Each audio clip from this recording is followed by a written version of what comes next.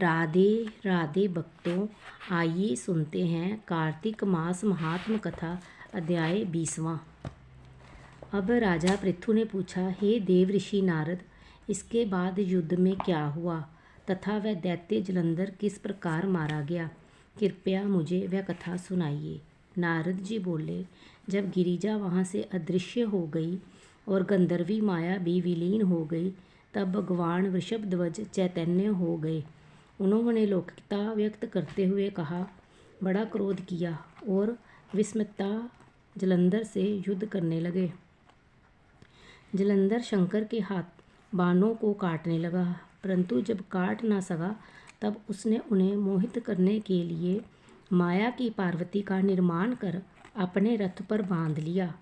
तब अपनी प्रिया पार्वती को इस प्रकार कष्ट में पड़ा देख लौकिक लीला दिखाते हुए शंकर जी व्याकुल हो गए। शंकर जी ने भयंकर रौद्र रूप धारण कर लिया। अब उनके रौद्र रूप को देख कोई भी दैत्य उनके सामने खड़ा होने में समर्थ ना हो सका और सब भागने छिपने लगे, यहाँ तक कि शुंभ निशुंभ भी समर्थ ना हो सके। शिवजी ने उन शुंभ निशुंभ को शाप देकर बड़ा धिक्कारा और कहा, तुम दोनों ने मेरा बड़ा अपराध किया है। तुम युद्ध से भागते हो, भागते को मारना पाप है, इससे मैं तुम्हें अब नहीं मारूंगा, परंतु गौरी तुमको अवश्य मारेगी। शिवजी के ऐसा कहने पर सागर पुत्र जलंधर क्रोध से अग्नि के समान प्रज्वलित हो उठा।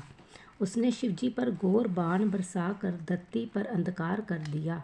तब उस दैत्य की ऐसी चेष्टा देखकर शंकर जी बड़े क्रोधित हुए तथा उन्होंने अपने चरणागुष्ठ से बनाए हुए सुदर्शन चक्र को चलाकर उसका सिर काट लिया। एक प्रचंड शब्द के साथ उसका सिर पृथ्वी पर गिर पड़ा और अंजन पर्वत के समान उसके शरीर के 2 खंड हो गए। उसके रुधिर से संग्राम भूमि व्याप्त हो गई। शिव आज्ञा से उसका रक्त और मांस महारोरक में जाकर रक्त का कुंड हो गया तथा उसके शरीर का तेज निकलकर शंकर जी में वैसे ही प्रवेश कर गया जैसे वरिंदा का तेज गौरी के शरीर में प्रविष्ट हुआ था। जलंधर को मरा देख देवता और सब गंधर्व प्रसन्न हो गए। माँ शारदा की प्रेरणा स्वयं सहाय कथा समाप्त हुई। राधे राधे। कृपया मेरे चैनल को लाइक, शेयर, कमेंट और सब्सक्राइब करें।